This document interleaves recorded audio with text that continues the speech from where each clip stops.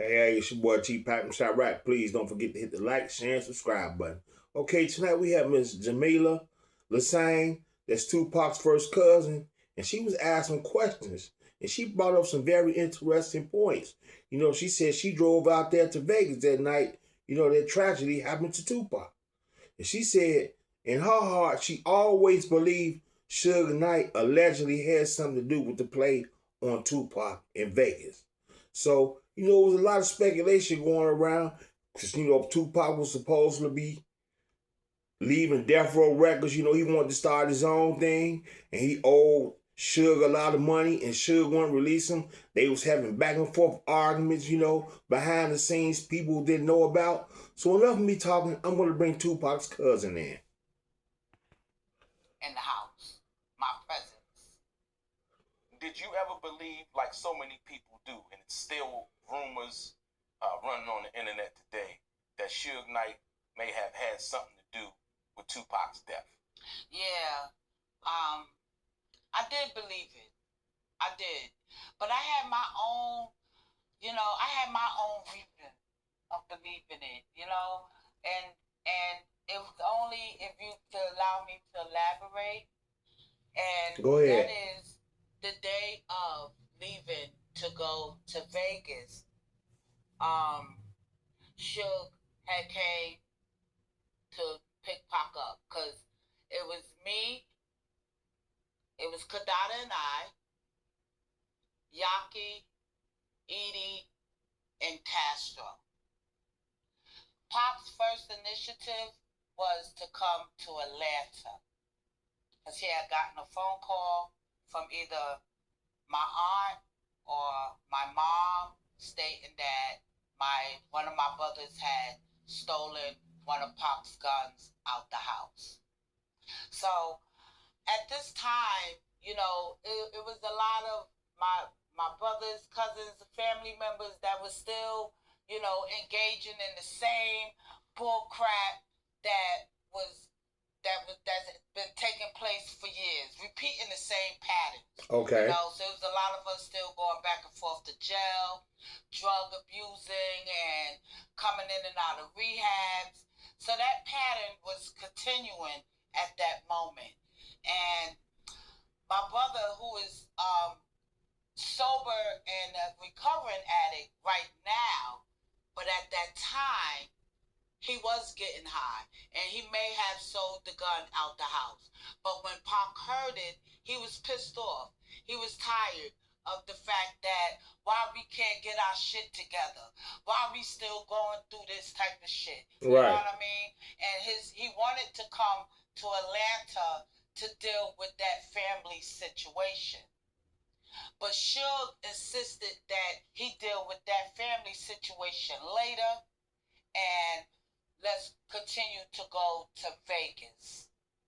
At that particular time, when you understand that Suge convinced him to do otherwise, other than going to Atlanta to handle the situation, but the gun, did you think that it was anything nefarious on Suge's part?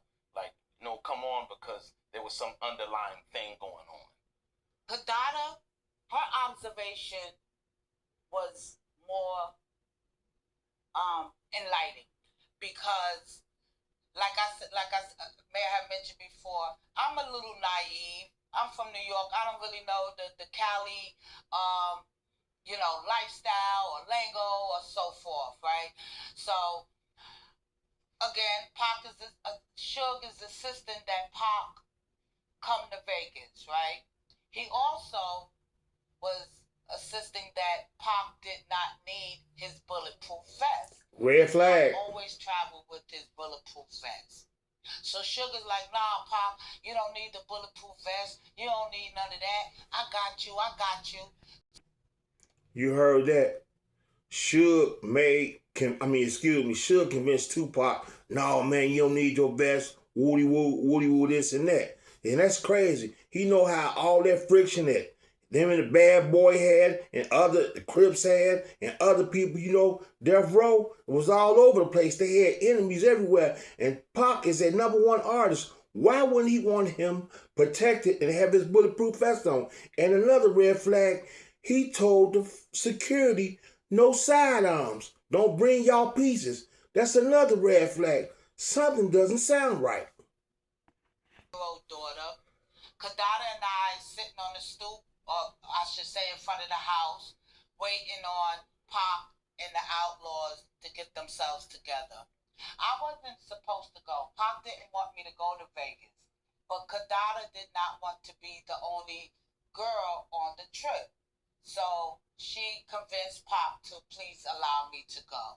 At that time, my daughter Imani, who was 4 years old at that time, didn't want any of us to go. So Pac is like, yo, everybody empty out your pockets, yo. Give Monty all your money.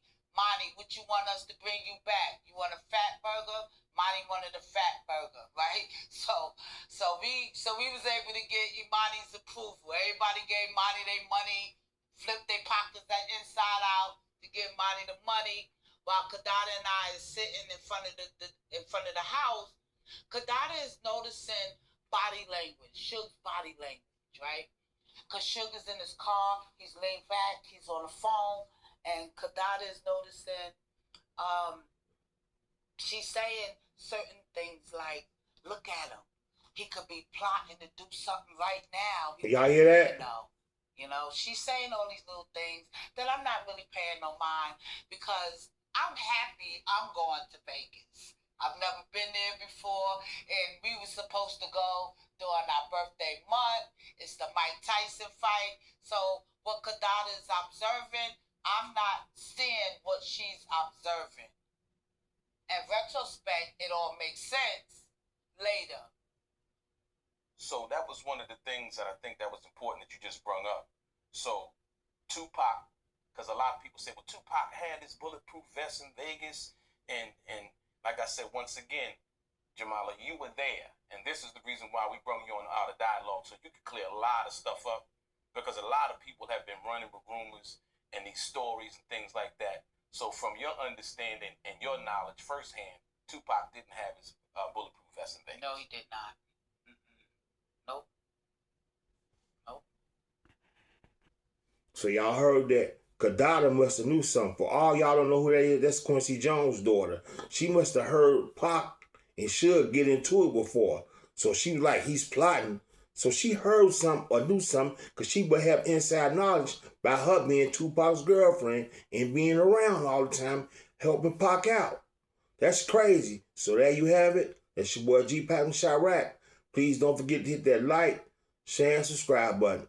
And rest in peace, Tupac Shakur, and rest in peace, Afeni Shakur. And I'm out.